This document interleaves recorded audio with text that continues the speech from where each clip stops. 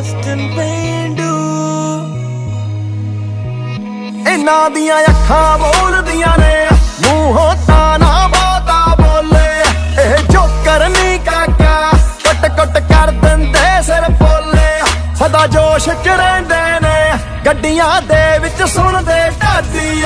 ਮੂਰੇ ਕੁਰਬਾਨੀ ਲਈ ਡਿਪਲੋਮੈਸੀ ਦੇ ਵਿੱਚ ਫਾਡੀ। ਅਸੀਂ ਪੁੱਤ ਸਰਦਾਰ